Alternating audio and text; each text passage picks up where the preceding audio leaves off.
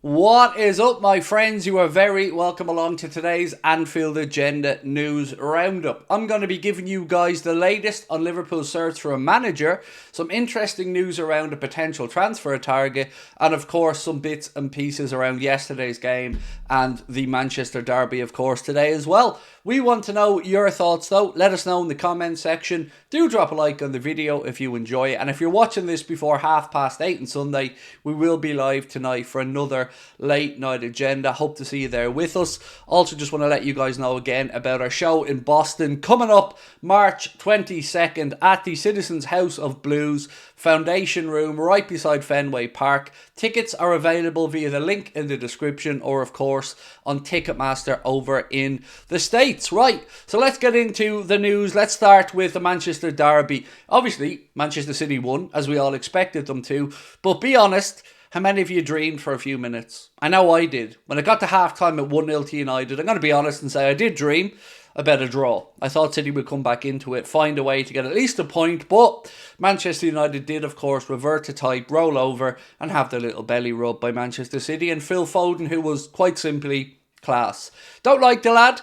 Don't like Manchester City, but I'm not going to deny a brilliant footballer when I see one, and Phil Foden is a quality technician. His goals, another defining moment in the season, and of course Erling Haaland getting his little gift at the end of the game after he missed what can only be described as a sitter. And I say that politely, because we know if it was Darwin that missed it, you wouldn't be able to move on social media, but because it's Haaland, well, I guess he'll get some freedom because he doesn't get the same criticism. But anyway, look, I digress. I move on. On the game as well, I thought that Rashford's goal was absolutely top notch. But again, once a team concedes to Manchester City, they just sit back, defend, and just invite trouble onto themselves. Eventually, because United aren't very good at the old football, they conceded, capitulated, we move on. And speaking of moving on, Liverpool's search for a manager looks like it has a very clear pathway at the moment. It is, of course, Xabi Alonso that Liverpool want, but reports today in the Daily Mirror have suggested that Liverpool are continuing to do their due diligence on Sporting Lisbon boss Ruben Amor as part of their search for the right man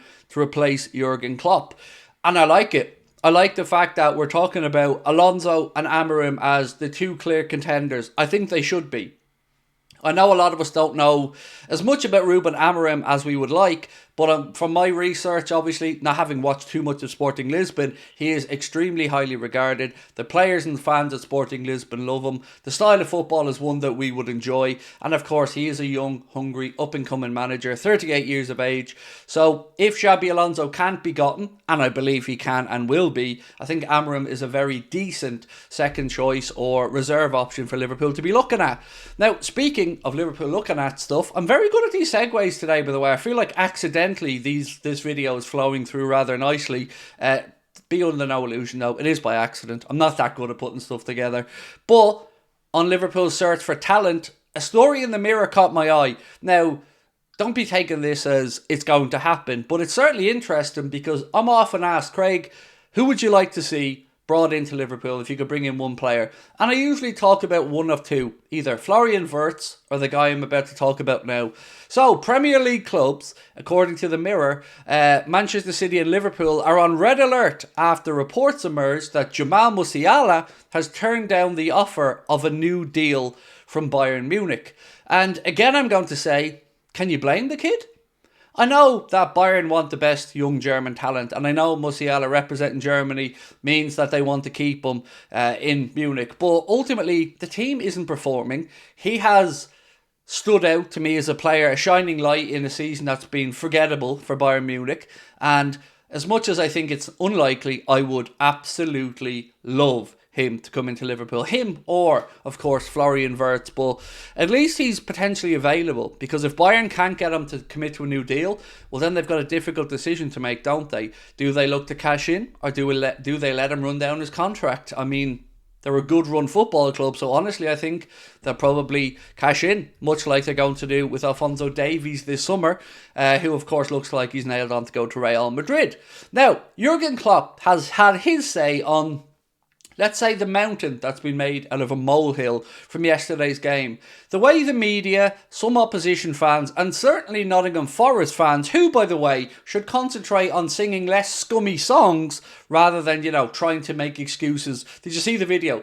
Disgraceful, disgusting, disgraceful, disgusting, disgraceful, disgusting. I can only assume he's talking about the Forest team's defending because, again, 1 minute and 59 odd seconds between that drop ball and Liverpool scoring. Ball went out of play 2 or 3 times. I think Nottingham Forest had the ball back at least twice, but yet some people in the media, and specifically Sky, are trying to make out like this was basically Liverpool being handed a goal, like that was the end of it. Yes, there may have been a mistake with the drop ball, but then again, I don't see the same furore and outrage after the first half incident, which Jurgen Klopp spoke about when he said, it happened exactly the same as it did in the first half, just the other way round.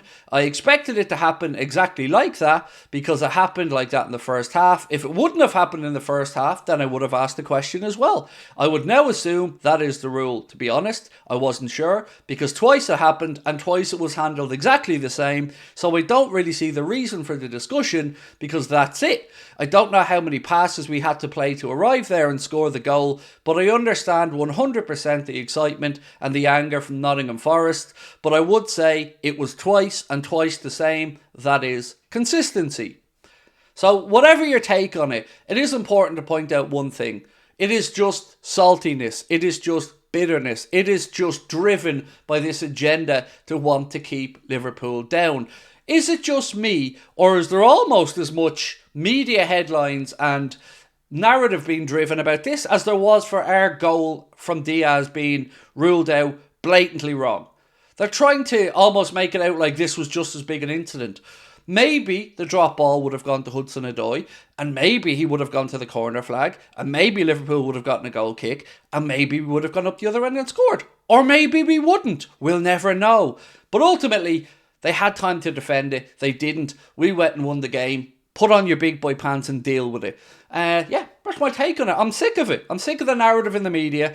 I'm sick of it trying to make out like it's biased. If there's one referee that doesn't want to do Liverpool a favour intentionally, in my opinion, that is Mr. Paul Tierney. So maybe Forest fans should just stop singing about, disgusting events, tragedies, poverty, and all this other stuff that isn't getting us highlighted in the media, because I don't know about you, but I feel far more offended, hurt, frustrated, sickened by that than an incorrect drop ball. But hey, guess that doesn't drive headlines. That doesn't drive a narrative. It seems to me, and I'm not from Liverpool, remember, that you can slag off everybody in the world and get called out for it unless it's Scousers. Scousers, weirdly in the media, seem to be fair game. They shouldn't be. They deserve to be lauded for the handling of their actions over the whole situation from Hillsborough to this point. And I think it's time for it to come to an end. That's my take on it anyway. But most importantly, and I mean this sincerely, cry more, because we don't care. Bye-bye. Lots of love. Talk to you soon.